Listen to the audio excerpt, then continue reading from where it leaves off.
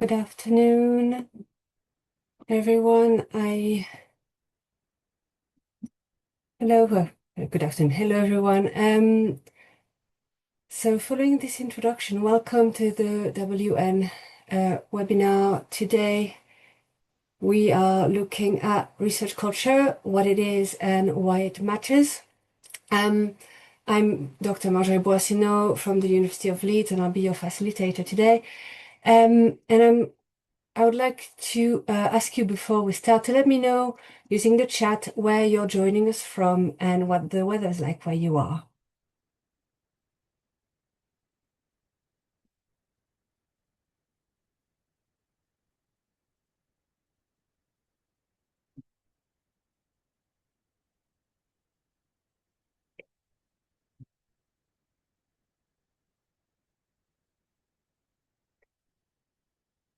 So we've got fellow UK people, Cape Town, sunny and hot, very nice. Leeds, Sheffield, a lot of people from Sheffield. Hot and sunny. That's lovely. Here it's been rather grey and a bit drizzly, so not so great. Cape Town, thank you for joining us. Sunny and windy, rainy Sheffield. Lots of rain and lots of people. Yeah, lots of people from Sheffield, absolutely. Well, welcome everybody. So, just before we begin, and keeping saying hi in the chat. Just a little bit of housekeeping. So there'll be a scheduled break. The presentation materials and recording, I'm told, will be made available after the session. That includes also some links that I will be mentioning and sharing in the chat later. If you don't have time to copy them, they will be shared with you afterwards. It is recommended that you have a resource there for note-taking, because during the course there'll be an interactive session and you'll have to make a lot of notes throughout, like reflective pieces we'll go through. So either pen and paper or like digital notes application, whatever works best for you. I would definitely encourage, please, active participation throughout the session. And please engage also via the chat function. If you want to make a comment, just please make a comment. If you have a specific question, just put a capital Q in front of your question so that we know, for myself and Joy and Amira, who are helping me monitor the chat, that it is a question and you want me to take the time to answer and address. And at the end of the presentation, you will be also sent a feedback form. Please do take the time to complete it. That will help us identify topics of interest for future sessions. So thank you very much. So just to sharing a little bit about me and my background so that you would better understand where my experience of research culture is coming from today. So I'm a researcher developer with a focus on research culture. As you can see from the flags at the top, I'm a dual national, French and British, so I've experienced research culture from 2 countries, from my PhD in France to my postdoc and now roles as a research professional in the UK. So this is a bit like my story in LinkedIn banner. So I've got, like, as I said, a PhD in molecular and cellular biology applied to medical research. That was for 4 years, and then I spent 11 years as a postdoc. So that's the first banner here representing what I used to do during that role. As a postdoc, I began to lead an ECR career group for my institute. So career development for postdocs, by postdocs in collaboration with people from the university. And then that really gave me an appetite for career development, developing others, developing myself. End of 2019, I moved into a research innovation role, and that's a second banner where I was helping other people apply for grants and translate their research into societal application. So that role also had a career and professional development aspects to it, so building those skills even more. And at the end of 2022, I moved to the role I'm currently in as part of the researcher development and research culture team at the University of Leeds. So I have experienced research culture both as a researcher myself and then in two roles as a research professional. So that's the perspective I'm bringing you today. At the end of the session, oh, sorry. At the end of the session, hopefully, you'll be able to describe key aspects of positive research culture and its importance in the research environment. We will have identified together actions that you can take to improve the research culture at your local environment. We'll have outlined how diverse research cultures influence cross-sector collaboration and global research partnerships, as well as recognize the significance of a positive research culture in shaping your professional and personal development. So the session breakdown. So we'll start by looking at research culture and values. Then we'll look at what does positive research culture means to you. I'll give you a bit more of a description of what research culture actually is, because I understand and appreciate that it's not always very clear for everyone. And we'll look at why shall we care, but hopefully that will become rather obvious as we go through the presentation. We'll take a little screen break for about 10 minutes, and then when we come back, we'll take a bit more of a deep dive into how research culture influences your career development and your career prospects, and how really more about how you can contribute to a positive research culture at your institution. So first, a little exercise. What does research culture mean to you? So the word culture can mean different things to different people, and to many of us, it will not have the same meaning. It can also take various meanings depending on the context. So, for example, people will perceive the world culture as elitist, like with art, exhibitions, opera, and shows, so things associated with status and money and wealth, and so not very accessible. Whether for other people, and myself included, when I hear the word culture, for example, I think of grassroots, traditions, special celebrations, folklore, dialects, identity, and values. So our first activity, I would like us to use the chat, and please submit the first few keywords that come to you when you think about the word culture. I'll give you 2 minutes now.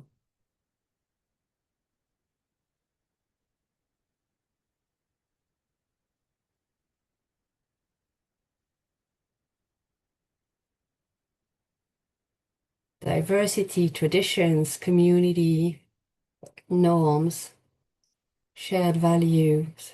Thank you. Community, yes. Shared beliefs and traditions. Creativity, yes, very good. Interesting. Belief and assumptions, collaborations.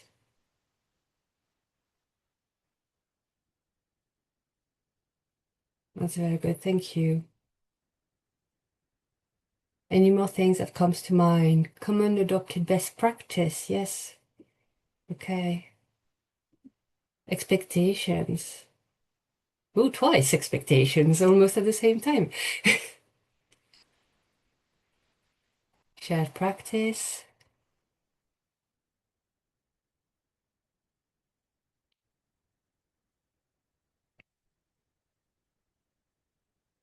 That's really amazing. Thank you. It looks like there's quite a lot of different meanings. Also some like best practice, adopted, shared practice. So some common themes as well. So if there's no more keywords you'd like to share, then we can move forward. So thank you for sharing these. So as we've seen, misperceptions as well. Yeah. So there's lots of range of meanings for the world culture. And it shows our cultures are diverse. It's more than one cultures, and it's very much driven by our values and who we are and what matters to us. So you can see the images on these slides, they are diverse, but in themselves, they are also all gardens. So I'm using this metaphor because imagine those gardens represent cultures and people. And when you bring people together, the multitude of cultures creates a new joint culture, which will drive the behaviors in that place. And that will be true when families grow, that will be true when you join a club for a hobby, and of course, that will be true for work. And in research, we work very collaboratively with others. So in the workplace as well, so we have the culture supported by the people who are within that workplace. But in research, especially, we have sector drivers, policies, and guidelines that will also bring something to the culture of your work. And when we collaborate across institutions and across countries, we create new cultures. And we'll delve a bit more into that later when we explore the influence of research culture on your professional development and more specifically around collaborations.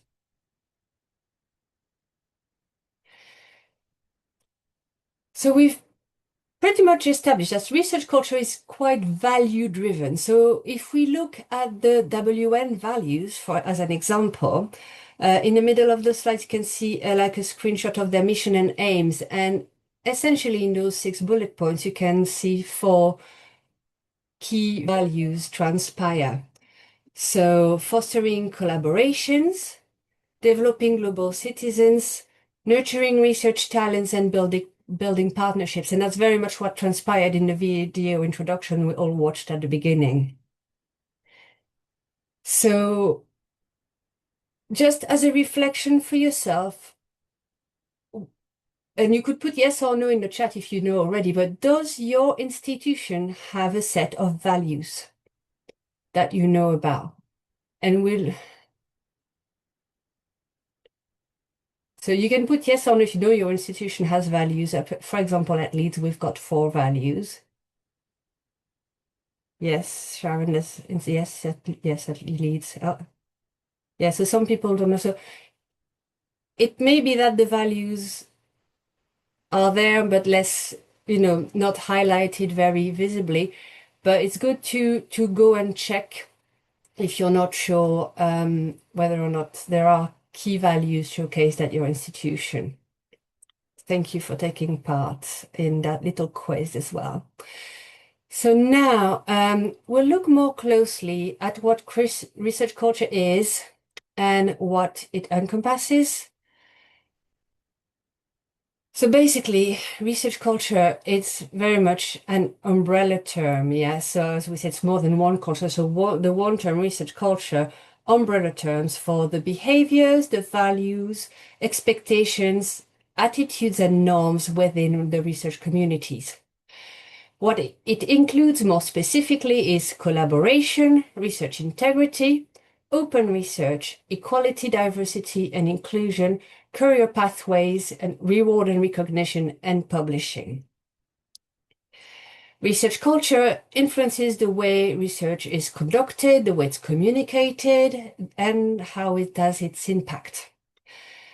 And I hope I'm stating the obvious when I say that what we want is a culture that encourages innovative research in a supportive and inclusive environment where researchers can flourish.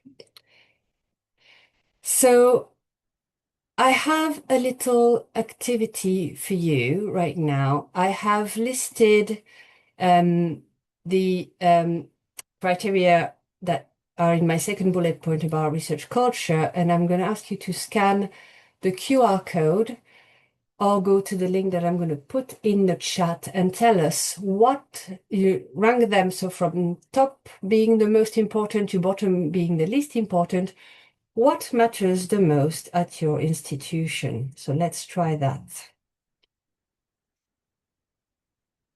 Let me see if I can copy paste the link in the chat. Otherwise, hopefully you can scan the QR code. No, it's not letting me copy that one. Da, da, da. Let's try this one.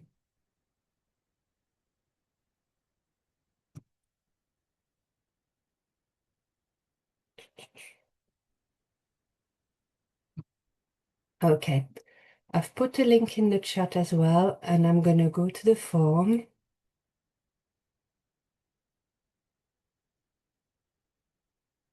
Let me know if you can't access the, let me know if you can access the form, please.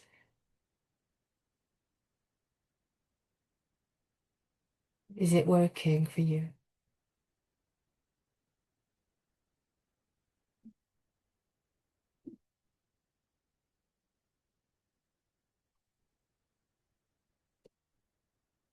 Oh,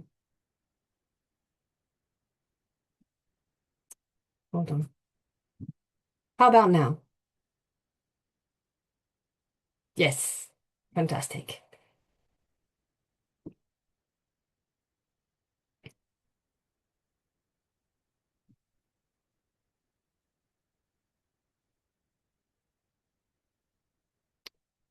Right.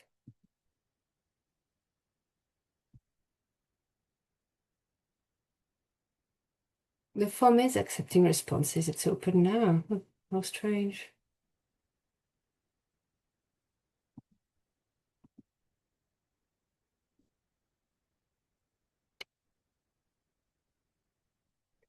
See, when you test it offline, it works, and then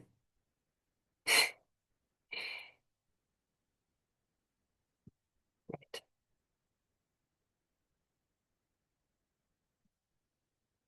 I've amended start and end dates. Let's see if that works. Working now, fabulous. I must have had a bit of a problem with different time zones. I apologize. This is the one thing I didn't think about. Right. So hopefully, as it's working now, and I'm sharing the responses screen, we should see your responses appear. Yes, fabulous.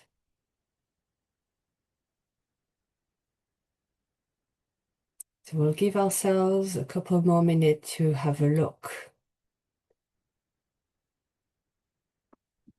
at what seems to be the most important in your institutions.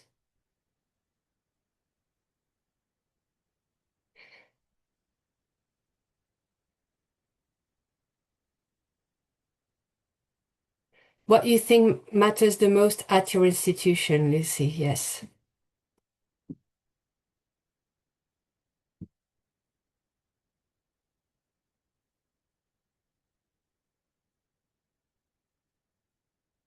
Collaboration, research integrity are ranking pretty high. Seeing research integrity, yeah.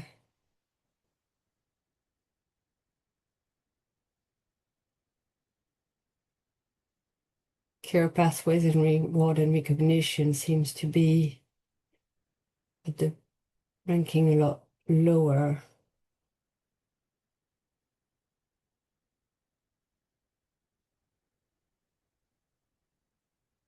So yeah, top three: collaboration, research integrity, and equality, diversity, inclusivity so far.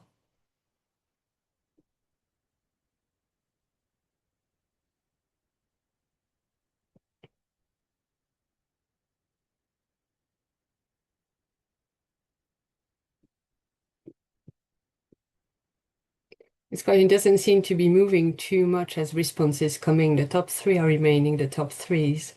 Ah, publishing is creeping up, just as I was saying this. You would imagine publishing still being quite high, yeah. But I'm glad to see collaboration is quite high up. The scores on career pathways, open research and reward and recognition. A bit. So a question. I can't see the question.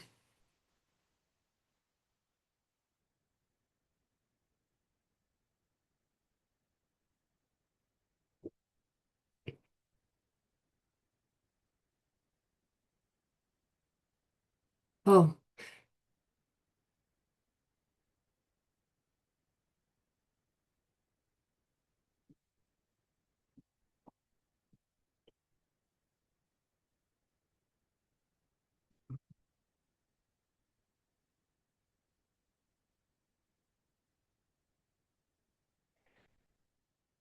Brilliant. Okay, so we've got 18 responses now. So collaboration, research integrity, publishing seems to be the top three, and then EDI, and then quite a big difference, then a big drop in votes for reward and recognitions, open research and career pathways. That's very interesting, thank you. And we'll see what that can mean also for your institution a bit later when we take that deep dive. So if we move now towards the challenges of research culture and creating a positive environment where everyone can thrive, obviously, at the moment, there's, you can't say it's like all rainbows and unicorns and super positive. There are elements of positive, but there are always challenges that we need to thrive to push back against and make things better.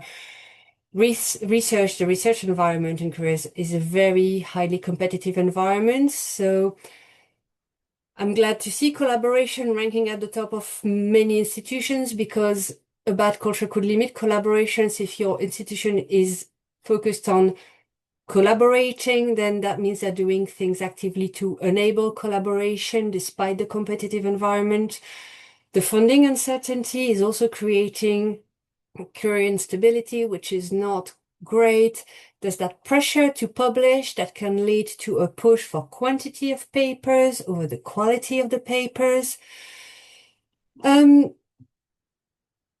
of us, except me as a former researcher, I had it as well, have experienced that unpredictable peer review. When reviewer 1 and 2 are okay about your paper and reviewer 3 comes and absolutely, provides feedback that is unhelpful and quite critical and hates your research. And it's very discouraging to face that peer review experience. Usually it can, it's not critical feedback. So that doesn't help. All of these creates a balance between pressure and integrity. So again, I was very glad to see research integrity ranking quite high on the top of the things that are important at your institution, because that means that if integrity is ranking high, you're less at risk of cutting corners, because people will not want you to do that, will not allow that to happen, and support will be available.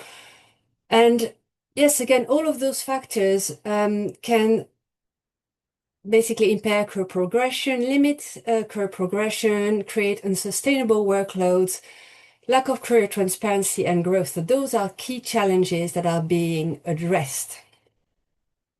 So we're going to try another form. And what I'm going to do before I share this one, I'm going to go. So I'm managing screens. I'm going to remove that. I'm going to change the entry dates that were impairing the previous form. Put that down. Okay, and we're going to vote on challenges this time.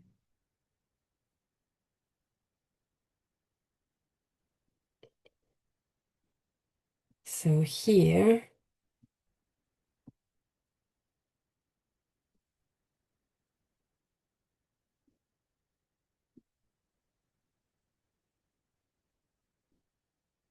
we are going to look at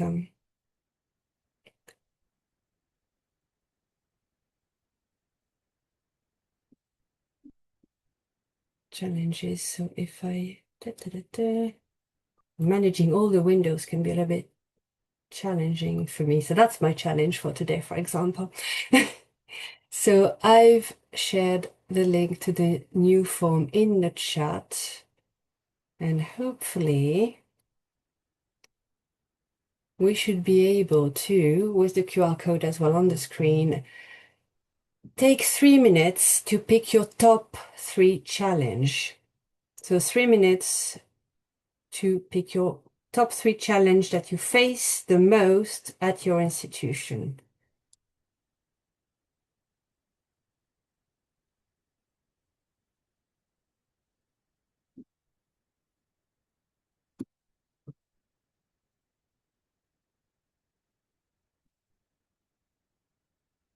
I'm going to type the instruction in the chat.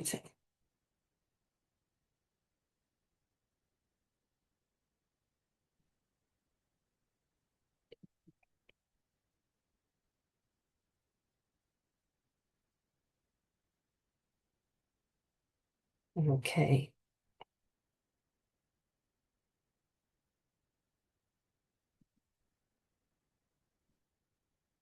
View.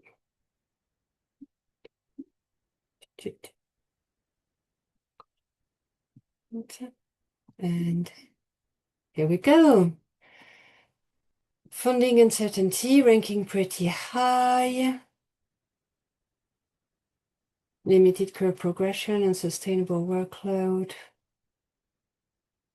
19 responses. Yeah, so far, funding uncertainty seems to be one of the biggest challenges.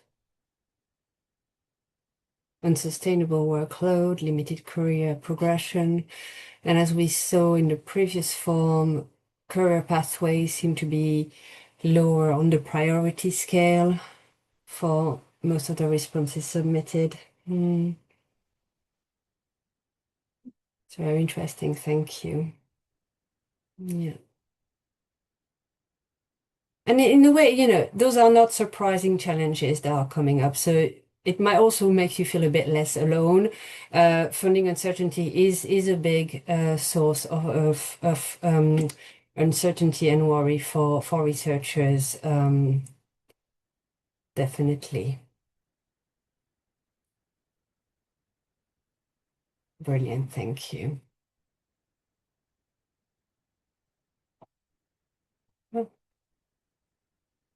So what we're going to do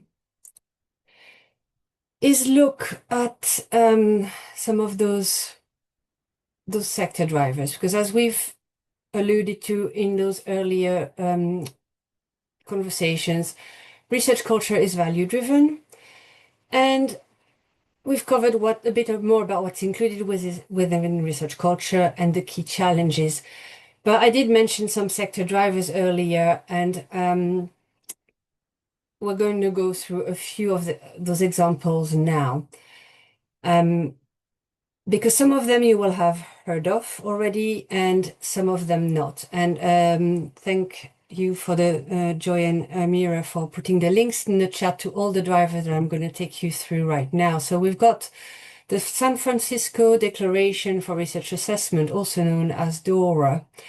And what it's doing is challenging things like, for example, impact factor, H-index factor driving promotions and tenure applications still in some countries. So DORA, for example, is pushing against that. It's aiming to recognize that it recognizes the need to improve ways in which researchers and the outputs of scholarly research are evaluated. So another driver that I've found was like the UNESCO has a recommendation on open science that's been supported by 194 countries. So again, all the links that you've got now in the chat, please try to save them and have a look at the drivers if you weren't already aware of them. If there are drivers in your country as well, at your institution that you are aware of for sector drivers, do make a note of them, come back and check them, share them in the chat. It's quite useful to know what other people are aligning against in terms of sector drivers. But the global level, we've got DORA, we've got the UNESCO Code on Open Research. There's the Global Research Codes of Conduct for Research Integrity.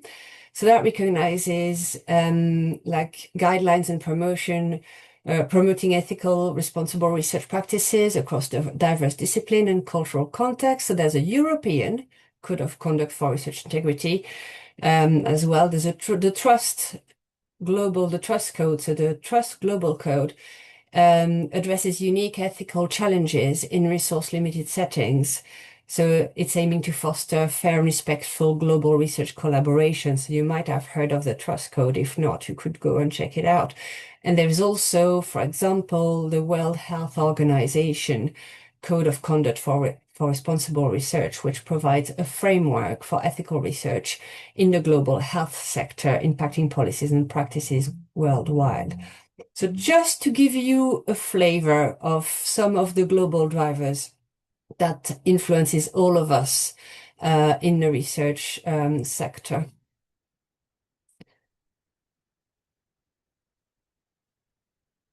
Now, to bring things a bit closer to home, I'm going to give you an example of the research culture timeline in the UK, because research culture change is quite slow. There's a lot of area for improvement, but it gives an idea of where the change comes from and how it moves towards us as researcher and how we feel the change from those global drivers down to our institutions.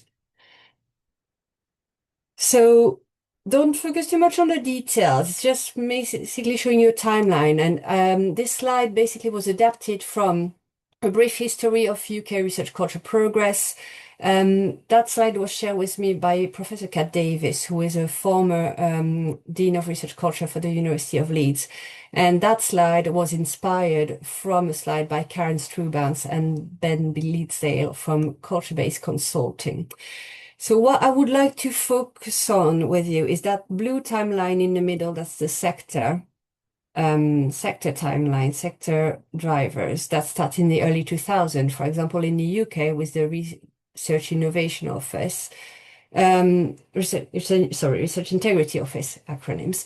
And then with the Career Development Concordat, which I received a copy myself when I started my first postdoc in 2008, when it was launched more openly. And then it's carried on from there, DORA and more UK Reproducibility Network, and sector drivers are coming more and more, and we've seen a few others. So then sector drivers first, then funders. Funders introduced research like environment statements. So the research excellence framework in 2014. That's an exercise we have to go through as UK institution to access funding. And they added an environment statement. So not just the impact of the research your institution was doing, but also to state about what environment you were providing for your researchers. So that can for 15% of your mark. And then other funders have developed their own initiatives, their own requirements as part of their research funding to evidence that you are providing a positive, supportive culture at your institution for the people you are going to recruit on those funding and collaborate with and include in your research, all your participants and things like that. So first funders, first sector, then funders, and then universities. From like 2020, like Glasgow, for example, was an early adapter, and Cardiff also launched their own initiatives. And for us in Leeds, we started our research culture work, for example, in 2008 with the Concordat, and it's grown from it to expand toward its own research culture strategy launched in 2023. So as you see, it's already like a good nearly 20 years from the sector to the founder to universities starting to do their own tailored initiatives that answers the need and the culture of their particular institution. So that funnel impact of the change. So just little reflection and go check, please. What do you think is available at your institution that would support you with research culture? So with collaboration, with research integrity, with open research, with equality, diversity, inclusion, with career pathways, reward recognition, and publishing. Do you know, could you go and find out, do you need to go and find out similar initiatives at your institution? We'll take a bit more of a deep dive around that to help you reflect and increase, hopefully, your awareness of where that support is for you in the second half of the presentation. But let us know quickly in the chat, for example, are you aware Just yes or no. Now, are you aware of your institution's research culture drivers? Just a quick yes or no before we move forward. Yes. Good. Oh, brilliant. Lots of yeses. I'm loving it. Fantastic. That's really great to hear. There's a few no as well, but that's okay because that's also the purpose of today. If you're not aware of it yet, hopefully by the end of today, you might have identified things that are supportive within the research culture that may not be labeled as research culture. Hopefully will help you progress and give you that reflective space to go and check what is available for you.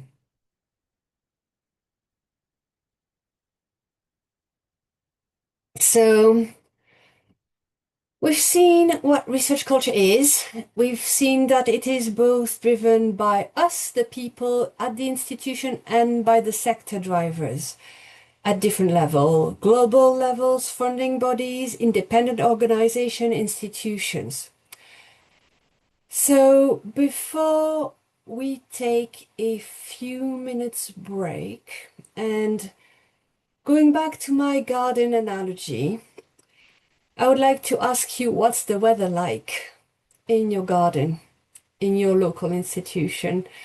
So if you'd like to think on a scale of 1 being rather bad, cold, not very supportive, to 10 being very supportive, very just, fair, how would you rate the research culture at your institution?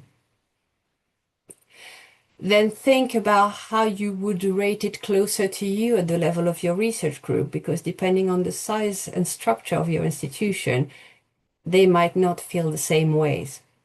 There are cultures within culture. So the culture at your institution, 1 to 10, and then a second number for the culture within your research group. If you want to share, that's great. You don't have to, you can also make a note for yourself. That's absolutely fine.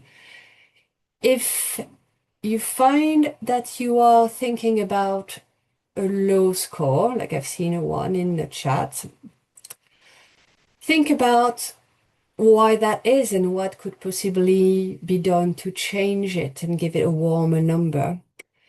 If you find yourself on the opposite, thinking of a really good, like an 8, 9 and above, 8, 9, 10 number, what's great? What makes it so good? Is there any best practice you could share later on with the group when we reflect on actions we can take? Anything like that that you can think about that makes it a really great place to be.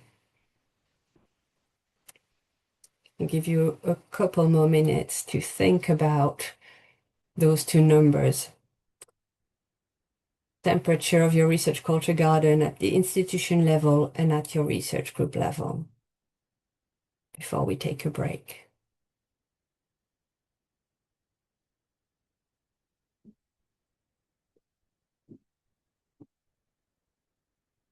And if you have any questions as well, don't hesitate to put a Q in front of it and share them in the chat.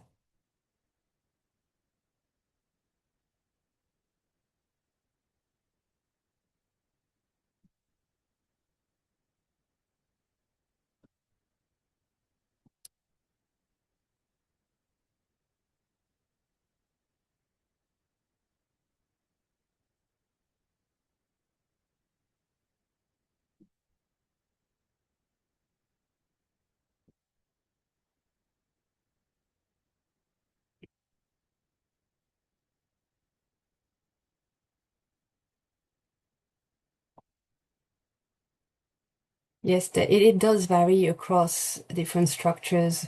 So yeah, at Leeds we've got school, faculties, research group. Some of the school has department, institutes. I don't know what the structure is at your institution, if there's like many colleges, depending on its size as well. So you'll get pockets of places where the culture is really good and pockets of other places and groups or schools where the culture is not so good. Or is better at something but not as great as the other. So there's a lot of variety, which makes it really interesting to have that perception of institutions versus group.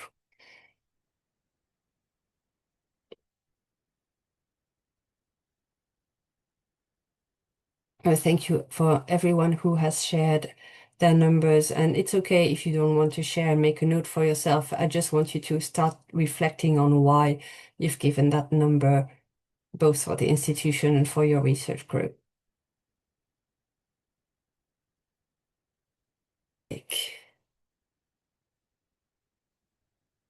Okay, so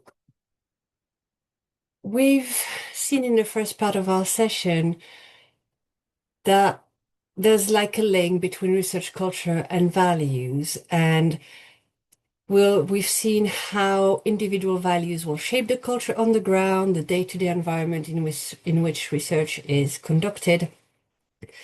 And that obviously means that we all have potential to influence the culture in which we work, regardless of what our role within the research community is. So before our break, I asked you to reflect on the culture at your place, what's good and bad about it, how to change it, good practice you can share, solutions you might have thought about. So for our next activity, I want you to start thinking about what you can do to influence the culture at the level either of your, institution, research group. But let's start with research group. Yeah. Everyone can be a driver for positive change. And then, where you can start and progress initiatives will also be influenced by your level of seniority and leadership, but it doesn't have to be big change. It can start small. So in that spirit of starting small and creating positive change and what actions we can take, I have one more Microsoft form for you. And I will share the link now. And I've already checked that this one will work straight away. So here, and in this form, I would like you to let me know and type as many answers as you'd like. What can you do? Any ideas you can think of that you could do to influence positive change? So let's go to the form now. And we'll have hopefully a little word cloud should appear with your solutions.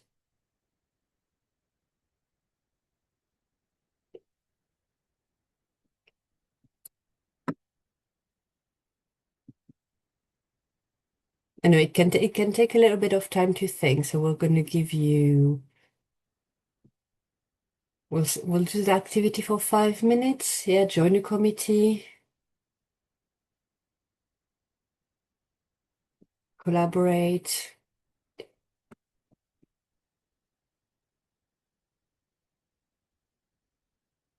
Yeah, being kind, just simply being kind. Yeah, offering to peer review. Yeah, very good.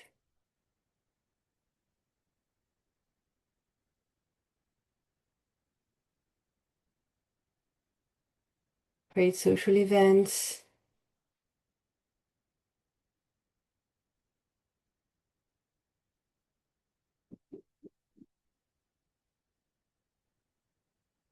So new people, when you mean new people, do you mean welcoming new people that arrive in the group as they arrive? Being constructive, collaborate's coming up really strong, yes. Coaching.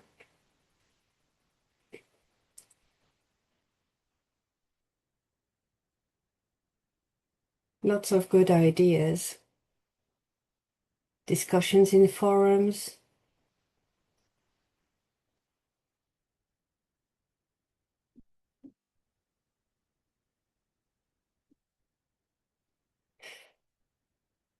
So for example, around collaborate, could you elaborate and tell me how do you collaborate with others? What do you do to go and collaborate with people, to be collaborative? What's your approach? What would be the action underpinning collaborating? Throwing keywords rather than the full response. Thank you for letting me know. Let's see if we see all response. Ah, yes, that's it. So if we want all the more complete responses, we need to show them differently. Yeah, honesty, clarity. collaboration with ECRs, yeah. Listening, supporting others, be welcoming, be a kind and constructive in peer review, yes. Don't be a reviewer, number 3. Definitely.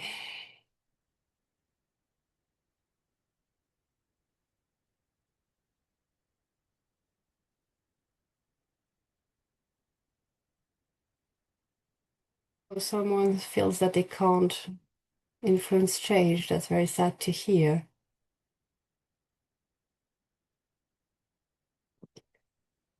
Somebody put speaking up. Maybe speaking up could work for you, some things to explore. Hopefully, by the end of today, you will feel maybe a bit more empowered to to implement change and be a driver of change. You might also feel empowered to reach out to colleagues who might have a similar drive to help you with implementing change and positive initiatives at your institution. That's very good. Thank you for your collaboration.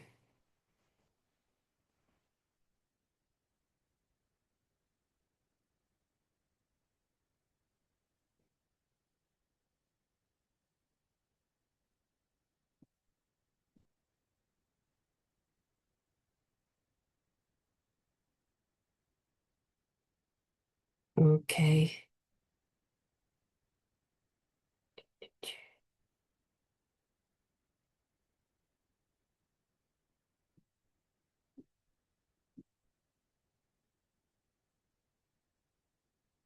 Brilliant. Thank you very much for your contributions to the form.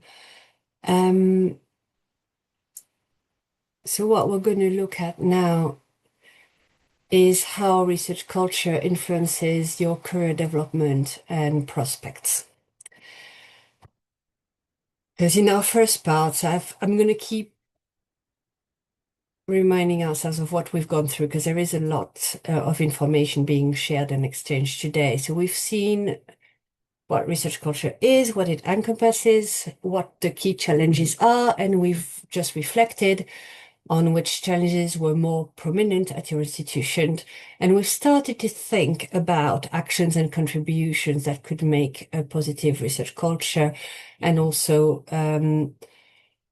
so the barriers also shown in that last form for some participants. But now what we're going to look at is your local research culture and the research culture of your prospective collaborators and how those cultures are going to influence and shape your career development.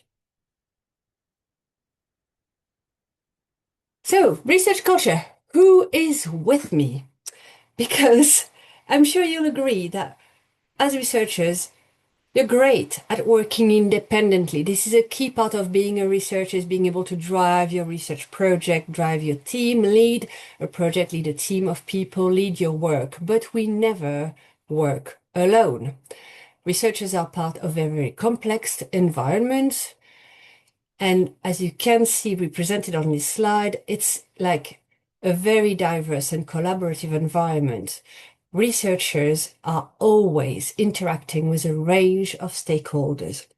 It's a range of skills and leadership, technical colleagues, facility managers, data analysts, across services with like dealing with finance, project managers, librarians, IT. All of that is influencing the research environment. Across disciplines, when you do interdisciplinary research, and that's just within one institution, across sectors, if you want to reach out to policy leads, to local communities, if your work involves patients engagement, medics engagement, or talking to artists, to schools, either having them as consultants on your research project or research participants. Funding bodies, obviously, we talk to funders when you apply for funding, when you want, feedback on your application. And all those multi-garden cultures create bigger ecosystems. They create collaboration and development opportunities. But obviously, depending on the respective research culture challenges prevailing in local environment, that can make those collaboration and those development opportunity more or less challenging to navigate. So we're going to look in the next part about how much support is available to you at your institution. So I'm going to really take a deep dive on research culture and professional development and look at various aspects of support that I want you to go and reflect on and make notes of. Is that what is available for me at my institution? Pretty much every single slide, I'm going to try to demystify even further what is included in research culture that may not necessarily be labeled as research culture. And go and check at your institution what could align with those other keywords and ideas and highlights I'm going to give you. What support is there for me? Because I guarantee you, research culture is not something new. It's something that we're all already doing. It's just raising your awareness of it, increasing your awareness of it. There will be initiatives to support you. It may not be labeled as research culture. So we're going to do that in the next part of that session. And you won't have to find all the answers for everything right now. But do, as I said, do write down what you can identify that you're already aware of. And once you get the slides and the materials, please go back and find out more, or put a question mark for yourself to find out more about a particular thing we're going to cover later on. Because it's likely it will already be there. And if it's not, how can you find support for that particular aspect that you might need for your development?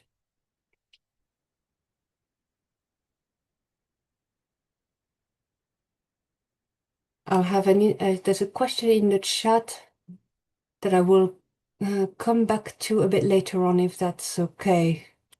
Top 3 questions one could ask that would uncover the most about research culture and an organization. Very interesting. On the top of my head right now, I don't have it, but I'm going to try to think about it and answer that later, if that's all right. So if we move to look at research culture and collaboration. Collaboration can take many forms. So we've looked at the diversity of the research culture, environment and ecosystems. So when you look at interdisciplinary research within your institution at the national and global level, you can see that there's going to be differences in open research and publications policies, for example. Funder requirements can differ as well. Intellectual property, management reward and recognition, like naming people on papers as authors versus acknowledgement, who's represented, what staff category. Institutional policies on authorship could differ. So obviously, then when you look at collaborations across sector, then things go on a bigger scale. Community outreach, citizen science, industry and private sectors will have different priorities in terms of how they share data and how they collaborate. Health practitioner, social care policymaker, again, national level, local level. So obviously right now you're accessing resources from the WN. But are there other, for example, if you want to look at collaboration and expanding your network, are there other university consortiums in your countries that through which you could access professional development or networking opportunities to find new collaborators? Think about when you want to bring a new expert on board, when you need somebody to come and work with you on something that you need another discipline or an expertise on another sector, collaborate on who do you reach out to? How do you create those new connections? Who can support you? Do you have opportunities to go to conferences? Do you usually go to someone in your network and say, oh, does anyone know somebody with that expertise? Could you introduce me? Or do you have something more structured, like an alumni network, a commercialization team or innovation team to help you broker those connections with businesses and industries, for example? Do you have patient and public engagement support. So those are things that I want you to think about. They're all research culture, but they won't be labeled research culture. It's all support that's there for you. And you see, like one of the questions, for example, to start answering the question in the chat, one of the top 3 questions to uncover the research culture of the organization could be what type of support for professional development is there? What is their reward and recognition scheme? How do they reward research outputs? Are a diverse range of staff represented in authors? What is the diversity of the outputs recognized at that institution? I think, reflecting on your question, that would be my answer. The top 3 things to check: professional development, reward and recognition of the diversity of staff represented in the research outputs, and the diversity of the outputs themselves.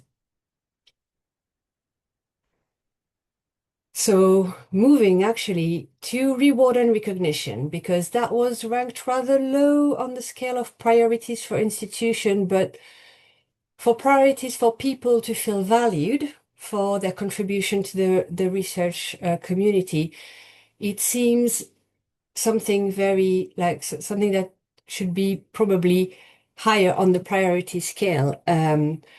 So at your institution, do you have any institutional awards or even school awards or college awards? Is there any recognition for people who've done outstanding contributions to research, who've just had a big achievement, made a big positive change, created a new collaboration? And it's not just about, impact and money, but things to really recognize people who are driving positive change within the community as well as within as researchers with their research.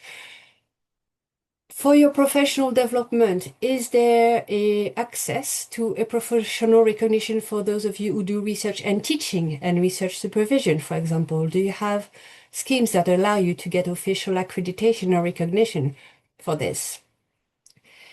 Do you have access to salary bonuses? And for example, when you join committees, like was suggested earlier, that increases your leadership skill. If you're a postdoc sitting as a representative for your community on a faculty or on a research innovation committee, for example, for your institution, or on a research ethics committee, is that evidence, can you evidence this as leadership through a workload allocation and official recognition that you are sitting on that committee, so they could use it in your CV for promotion later on, for access to other jobs, for something that is going to be recognized. We talked about collaboration. Another aspect about collaboration is data sharing. Open research and data sharing is really tricky to navigate when you collaborate especially on an international level, because of the difference in policies.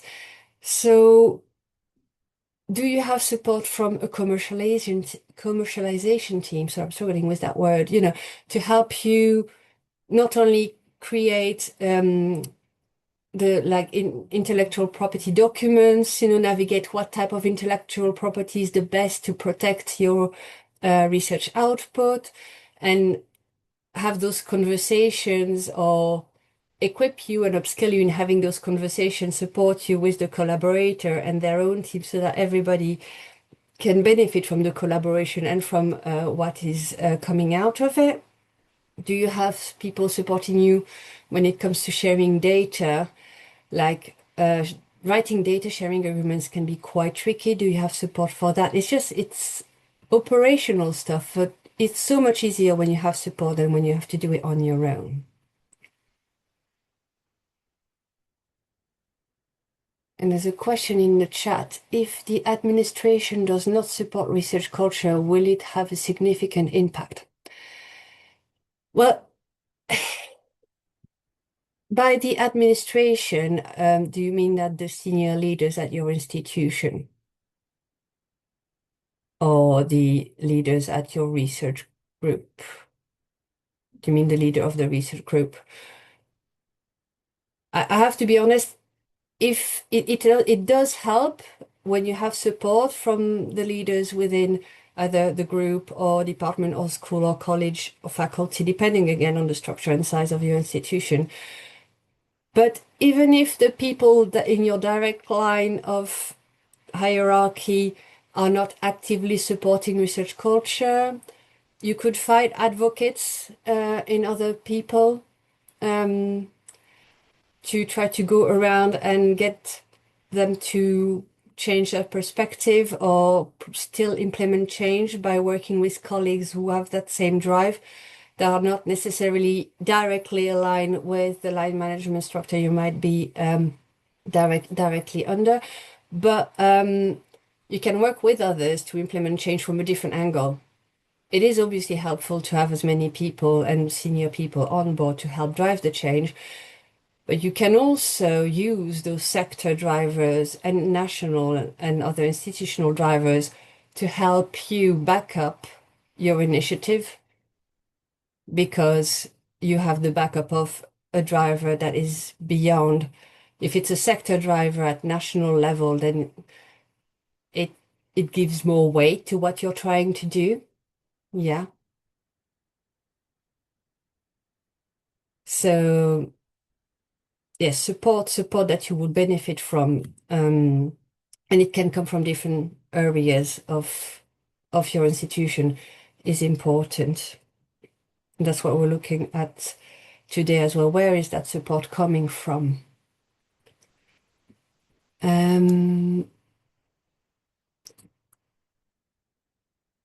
So we've spoken about publishing and impact factors and H-index and all that antiquated stuff. We're trying to move away from giving that much importance to all those fuzzy metrics, to, for lack of a better word, and get more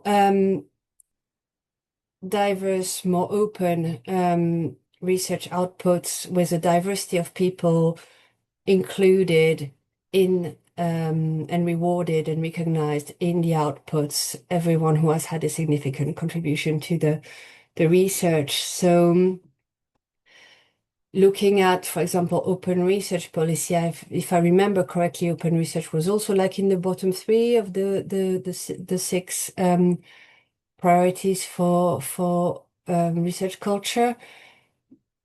It'd be interesting to know if your institution has policy or guidelines on open research. Do you have research ethics committees, and how easy is the research ethics process? Is it accessible?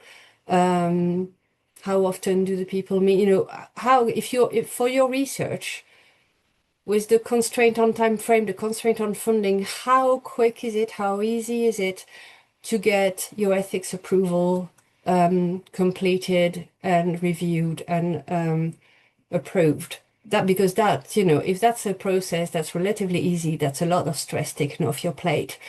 Do you have guidelines on responsible research and innovation? When it comes to publicizing research outputs, not just papers, but publicizing books, so publishing books, publishing and curating data sets, or other outputs like promoting and developing outreach outputs, events, campaigns, for example, for societal impact. You can promote like a campaign in healthcare or to change something significant. Who helps you promote and publish those outputs in and curate for them in the right way? For anything publishing wise, do you have a library team? Do you have a professional development team? At Leeds, we are very lucky. We have a huge department for professional organizational development, which I think is like amazing. And I hope that you do have a professional development team with you at your institution. Access to online resources. So yeah, the WN, other networks, other online resources, LinkedIn Learning, LinkedIn, things like that, that can open you to other areas of support, other sources of knowledge. I'm going to just quickly look at the chat before I move forward. Yes, Emily, so we could also look at the academic promotion criteria, yeah. Things like open research practices, contribution to committees, yes. What is valued in a promotion criteria? Yeah, that's very good, Emily, thank you. Another way to address the culture, how good the culture is at an institution is looking at the promotion, what they reward in the promotion process, and not just the publishing outputs. And that dreaded impact factor and H-index, moving away from that, is a reflection of good culture at an institution.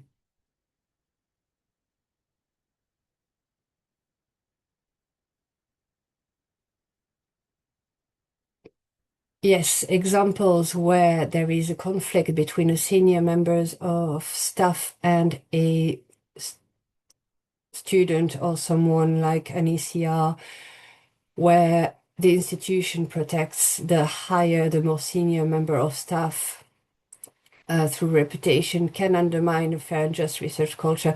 Yes, that is a fair point. And it does happen in pockets of less of bad research culture. Let's go. This is an example of, for example, of bad culture.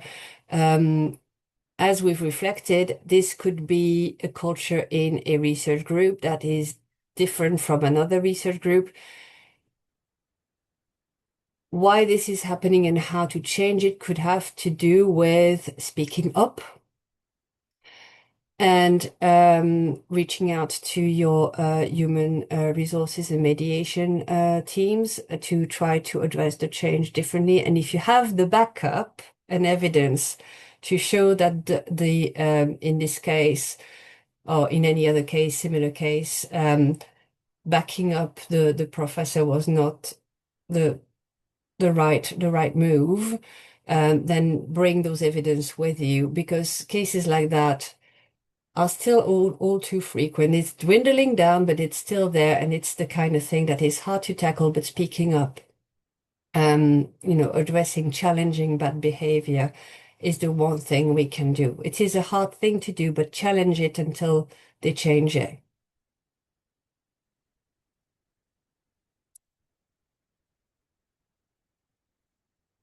So earlier, going back to that ecosystem, I've mentioned engaging with diverse stakeholders, which I'm pretty sure you can relate to, and it can take support to engage with those stakeholders can be found in different ways and take different forms. So depending on the research that you do, you might need to do public and patient engagement. So you might have a support team at your institution that allows you to create those connections if you're new to the area, or somebody who is already engaging with a particular community could introduce you to them. So the power of your network is very important when you want to reach out to people. Do you have the support of a communications team or language center? Because we found this a lot as researchers, that when you explain your research using, for example, lay language, if you want to do outreach and explain your research to communities and schools and people who are not scientists, it's a completely different language. When you want to pitch your research to an industry partner or a clinical partner, again, you have to use a different language, different metaphors, different technical, they emphasize different technical things, or remove the technical jargon as a whole, very likely remove the technical jargon. Speaking yesterday with the CRs within my institution, they mentioned that when they do interdisciplinary research, even within our institution, even between researchers across different disciplines, they don't communicate things in the same way. They don't use the same words to describe certain things. So even within that, you have to make sure you're able to adapt your vocabulary to the stakeholders you want to engage with. And for a lot of people who are native English speakers, this will be difficult if the English is the language that you use to communicate with your collaborators, which you will do if you are communicating internationally, very likely. So how do you access support to prepare those different pitches to those different stakeholders you need to speak to make sure that when you go and talk to them, they receive the information that you want to share in the way it's meant to. And if you are hoping to create a collaboration, get them on board as consultants within your project or as research participants that they do feel interested and want to come on board. And, so it's not just communicating your research, it's all influencing so that they come back and work with you and contribute to your research. So what kind of support do you have for this? Because if there's people helping you do that, this is an institution, then that's going to have like that's a sign of good culture to have that support and how to access that support. Yeah. Engaging with local, regional government, influence policy, all of those communications and collaboration enablers are very, very important. So now I'm asking you to do a big reflection piece on what's available for you right now at your institution. Something that's a big part of research culture is obviously, inclusivity and growing your visibility in your network. So in collaboration, have you considered in your practices, in your research, all the people impacted by the outcome of your research? And it's very important when you want to look at the community you're helping and who is around that community of people, who is going to be using the output of your research. Have you really considered everyone? And going back to that networking aspect, that collaborative aspect, how can you expand your network? What is your online visibility like? Again, how do you grow that reputation? How do you make yourself more visible? Do you have people to help you improve your skills in negotiation, in influencing, so to influence people to come and work with us, to collaborate with us? And how do you manage then that openness, that collaborative aspects, but also that intellectual property, depending on the nature of your research, how you can protect the outcome of the collaboration, the outputs. And doing all of this is obviously very, very big for your leadership development. So you learn through practice, but also there are some skills when you become a leader. The higher you grow in your careers, the more leadership you get. So do you have any courses, any online courses, in-house courses, or are you able to shadow leaders, the job shadowing of the people who are leading you want to learn from, to own those leadership skills, those negotiation, do you get to witness them at meetings, or do you have opportunities to practice? So what's the support like as well for your leadership development?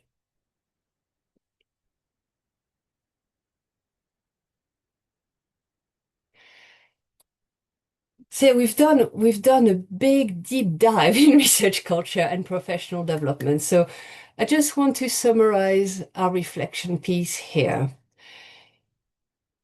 because it feels like I've been asking you to reflect a lot. So, the key things to look for.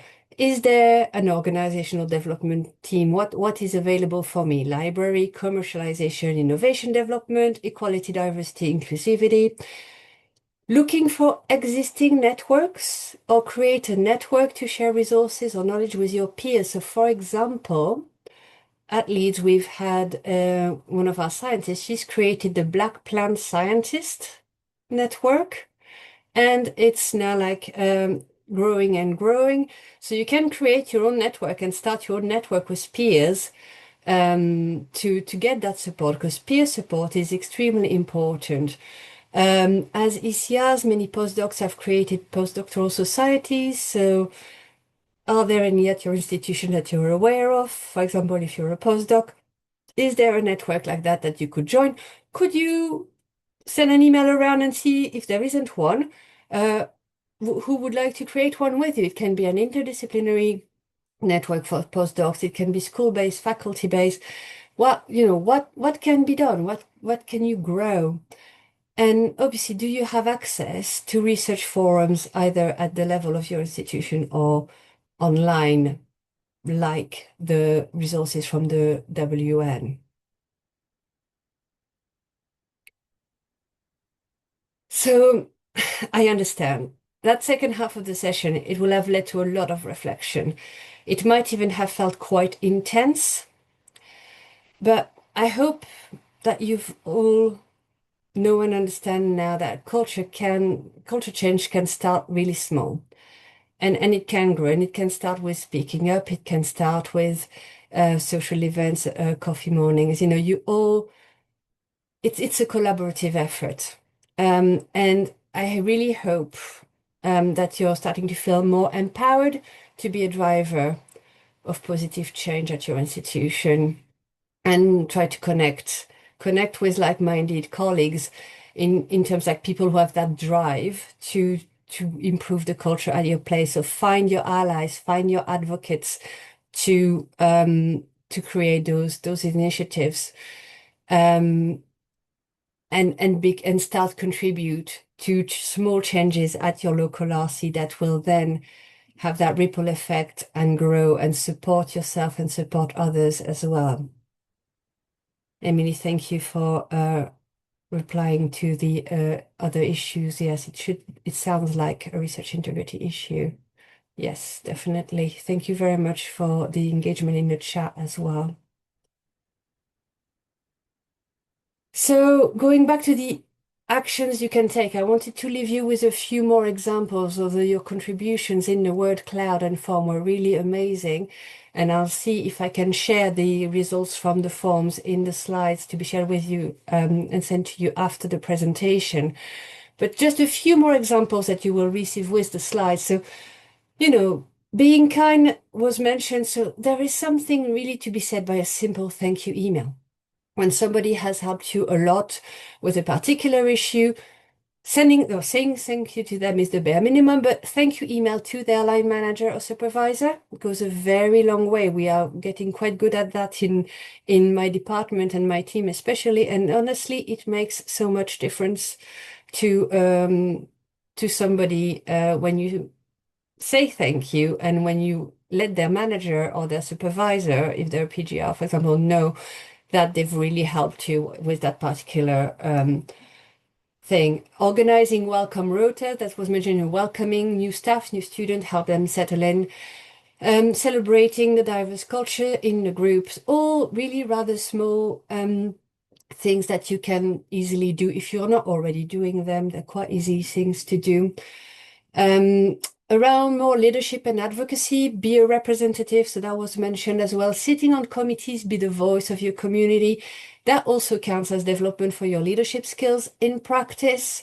Taking part, if your institution holds focus group, to get feedback on what is good and what is not so good at the institution. Please do come to those focus group and make your voice heard. Research communities, you can influence institutional practice as a result of coming to a focus group or replying to a survey or a questionnaire or anything else.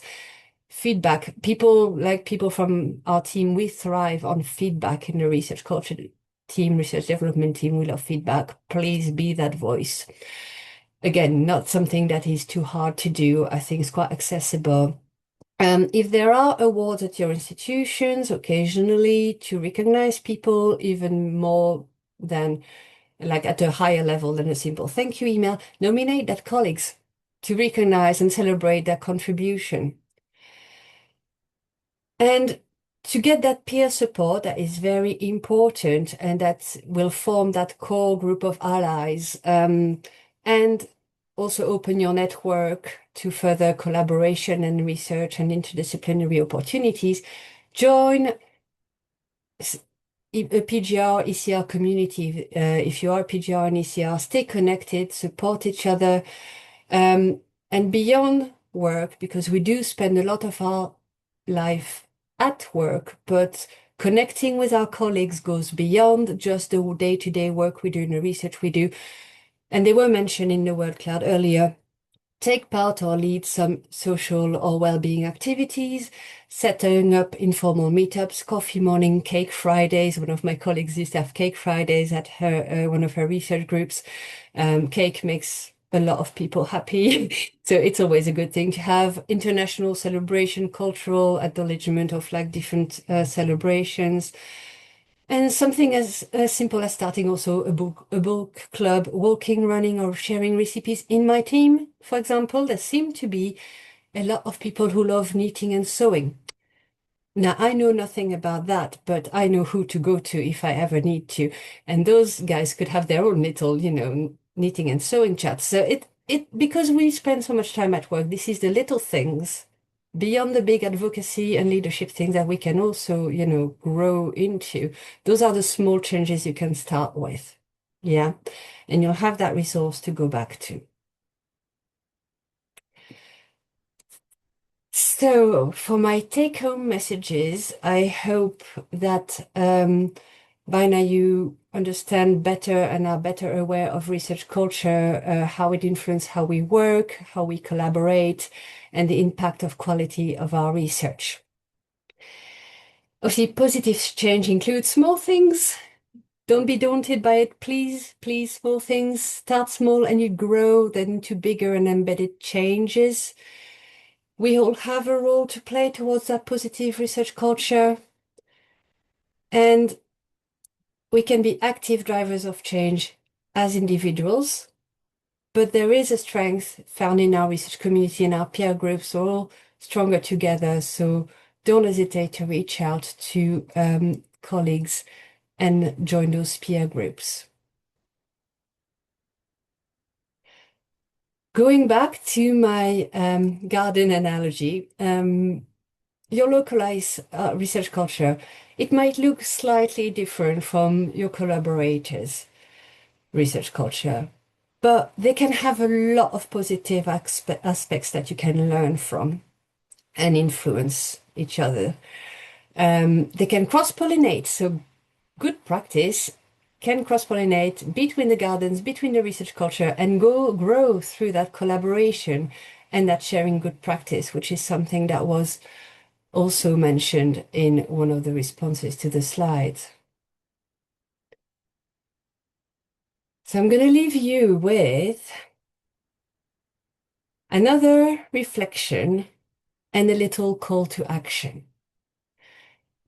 Ask yourselves those questions.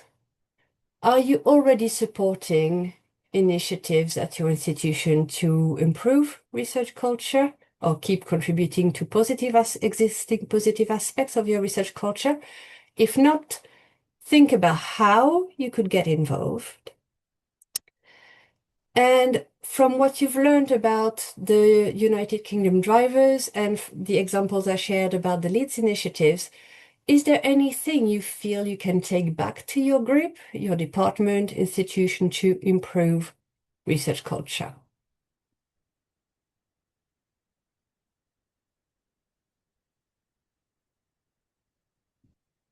Are there any final questions in the chat?